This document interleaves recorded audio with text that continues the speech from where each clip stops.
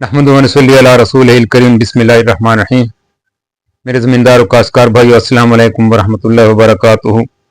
Doctor Mohammad याकूब आपकी खिदमत में हाजिर है।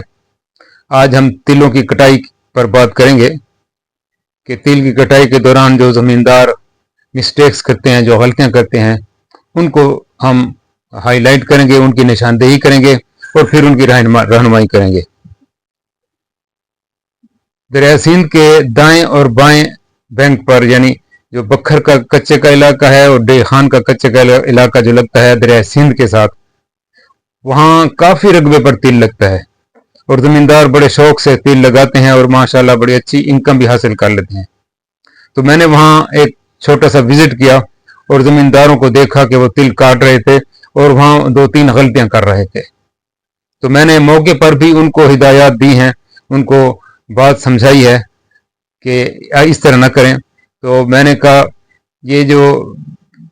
गलती वाली बात है ये मैं ज़मींदारों को वीडियो की शक्ल में बता देता हूँ ताकि ज़्यादा से ज़्यादा लोगों को इस बात का पता चल जाए और वो इस गलती से इज्तनाब करें, ताकि उनकी पैदावार की क्वालिटी में और क्वांटिटी में, पैदावार में भी कमी ना आए और तिलों की क्वालिटी में भी कमी ना आए।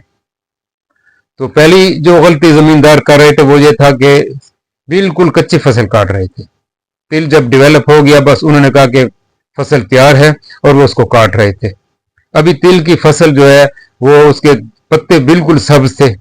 और उसके तिल की जो फलियां हैं वो भी सब्ज थी, लेकिन ये काट रहे थे उसको और वो उसको बंडल बना के इकट्ठे इकट्ठे कर रहे थे। तो मैंने उनको बताया कि तिल की जो फसल उस वक्त पक जाती है जब तिल के पत्ते बिल्कुल पीले हो जाएं और फलियां भी पीली हो जाएं और पत्ते गिरना शुरू हो जाएं, बस यूं समझे कि आपकी तिल की फसल तैयार है। इस चीज का इंतजार न करें कि उसकी फलियां पकेंगी, फसल खड़ी हुई होगी और पकेंगी, इसको तो बिल्कुल हम बिल्कुल रिकमेंड नहीं करते। ये तो बिल्कुल फसल तबाह हो जाएगी, खत्म हो जाएगी। लिहाजा तिल की जो फसल है और उसका जो फलियां हैं वो बिल्कुल पीली हो जाएं तो उस वक्त उनको काटें। जब लश ग्रीन हो, अभी सब्ज हो, तो उस वक्त न काटें तिल की फसल को, क्योंकि एक तो तिल का दाना फुली तौर पर डेवलप नहीं होता। जो तिल हैं छोटे छोटे उसके अंदर फलियां होते हैं वो मुकम्मल तौर पर तैयार नहीं हुए होते, वो साइज में छोटे होते हैं, अभी उन दूधिया शक्ल में होते हैं। तो एक तो वो यानी उसमें क्वालिटी का पैदावार में कमी आ जाती है और दूसरा क्वालिटी भी ठीक नहीं रहती, क्योंकि जब सब्ज तिलों को आप काटेंगे और जो खुश हो जाएंगे फिर उनसे तिल निकलेंगे तो वो उनकी साइज भी कम रहेगी और उनकी क्वालिटी भी कम रहेगी, उनमें ऑयल कंटेंट है वो भी कम हो जाएंगे। तो पहली बात यह है कि जब तिल उस वक्त काटें जब वो बिल्कुल यानी तैयार हो जाएं काटने के लिए, उसके पत्ते पीले हो जाएं, तिल खुद भी पीले हो जाएं, उसकी फलियां पीली हो जाएं, तो फिर उनको काटें। पहली बात तो ये है। तो ये जो गलती जमींदार कर रहे थे, बिल्कुल सब्ज को काट रहे थे, ये पहली गलती थी, हमने उसकी निशानदेही कर दी है। दूसरी गलती वो ये कर रहे थे कि जब तिलों के बंडल बांध लेते थे, उनको जब खड़ा करते थे तो बहुत ज्यादा बंडलों को इकट्ठा करके वो बहुत बड़ा जम गफीर बना देते थे और बहुत बड़ा ढेर लगा देते थे, जिसकी वजह से हवा का दखूल खरूज बंद हो जाता था और वो एक दूसरे के ऊपर पड़े होते थे। वो बड़ी बड़ी जो ढेरियां लगा देते थे, उसके जो ऊपर जो एक दूसरे के टेक पे खड़ा खड़ा कर देते हैं तिलों को, बंडल को, वो किया हुआ था। लेकिन उसमें ये 2-3 नुकसान हो जाते हैं। एक तो हवा का रास्ता बंद हो जाता है, दूसरा फंगस का जो फफूंदी का है उसके चांस ज्यादा हो जाते हैं, तीसरा ये जो बंडल हैं ये खुश्क बड़ी देर से होते हैं क्योंकि सूरज की रोशनी भी पास नहीं होती, हवा भी पास नहीं होती, और फिर तीसरा जो है ये फंगस का भी खतरा होता है, फफूंदी का भी खतरा होता है। तो इससे तिल की पैदावार में भी और इसमें मिकदार में भी और तिल की क्वालिटी में भी कमी आ जाती है।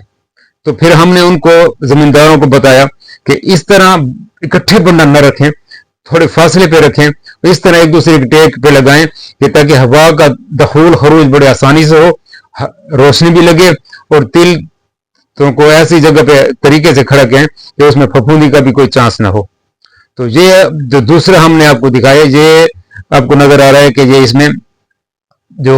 बंडलों को इकट्ठा करना है और खड़ा करना है उसको इस तरीके से खड़ा करेंगे ताकि हवा का दाखिला आना जाना आसानी से हवा गुजरती रहे, ताकि तिल खुश्क भी जल्दी हो और भी किसी नुकसान से बचा जा सके। तीसरी जो गलती ये कर रहे थे जमींदार के, उनका अगर 2 एकड़ का भी फील्ड है तो जहां जहां उन्होंने तिल की फसल को काटा है वहीं पूरे फील्ड में बंडल बना के उन्होंने एक दूसरे टेक पे लगा दिया और 2 एकड़ जो है, पूरा 2 एकड़ उन्होंने पूरा अंगेज किया हुआ है। तो हमने उनको बताया कि सारा एकड़ जो 2 एकड़ का है उसको पूरा अंगेज न करें, बल्कि एक छोटी सी जगह मुख्तास कर लें जहां पर सारे तिलों को 1-2 दिन जो उनको काट के खुश्क कर लें, और जब खुश्क होना शुरू हो जाए तो पत्ते गिरना शुरू हो जाए तो उनको आके जब टेक लगाते हैं तो एक छोटी सी मखसूस जगह बना लें एक कोने में, वहां करीब करीब जो है उनको लगा दें। इस तरीके से लगाएं कि ताकि हवा भी एक दूसरे में वो आती जाती रहे, हवा का जो है रास्ता भी खुला रहे, और आप जो है उनके जो उसकी जो बंडल खड़े हुए हैं वो भी आसानी से ठहर जाएं। तो इस तरीके से हमने उनको कहा है कि पूरे खेत में, ठीक है जब आपने फसल काश्त की है वो तो 2 एकड़ पे हो गई काश्त, लेकिन जब अब कटाई की है तो फिर पूरे फील्ड में उसको न फैलाएं, क्योंकि आप 1 कनाल में भी 2 एकड़ का जो मटेरियल है वो 1 कनाल में भी रखा जा सकता है। तो बाकी जो आपका ज्यादा रकबा है उसमें कोई दूसरी फसल है, गन्ना यानी मकई वगैरह भी लगा सकते हैं, कोई और जानवर चार भी सकते हैं, और भी कुछ किसी मकसद के लिए इस्तेमाल हो सकती है। लेकिन कुछ जमींदारों ने पूरे फील्ड में वो उसको फैलाया हुआ था और पूरे फील्ड में उनको यानी एक दूसरे टेक पे जो उनके बंडलों को खड़ा किया हुआ था, तो हमने उनको कहा कि इनको एक तरफ ले आए। तो हमने जो इस वीडियो में जो बातें की हैं वही जमींदारों को भी वहां हमने मौके पर नसीहतें की हैं कि एक तो कच्ची फसल को ना काटें, उसके पकने का इंतजार करें, और दूसरा जो है बंडलों को इस तरीके से रखें ताकि हवा का जो रास्ता है वो खुला रहे, रोशनी आती जाती रहे जो जब एक दूसरी टेक पे लगाते हैं। और तीसरा हमने उनको जो बात बताई है कि पूरे फील्ड में अब जो बंडल खड़े किए हुए हैं वहां पूरे फील्ड में न करें, उसको अंगेज करें, बल्कि कोने में जगह बना लें ताकि वहां ये खड़े रहें, बाकी आपका फील्ड फारग हो जाए, आप दूसरी एक्टिविटी भी कर सकते हैं। तो उम्मीद है जमींदार इंशाल्लाह इसको इस पे अमल करेंगे और इस किस्म की जो बातें हैं दूसरे लोगों तक भी पहुंचाएंगे, ताकि जो हमारे जमींदार इस वक्त तिलों की कटाई में मसरूफ हैं तो वो इन गलतियों से बच जाएं और उनकी फसल की पैदावार में इजाफा हो, और ख़ास कर तिलों की क्वालिटी में कोई हर्ज ना आए। तो उम्मीद है इंशाल्लाह ज़मींदारों को फ़ायदा हुआ होगा इस वीडियो से। तो इंशाल्लाह अगली वीडियो में मिलते हैं। तो अब तब तक के लिए इजाज़त। अस्सलाम वालेकुम वरहमतुल्लाहि वबरकातुहू।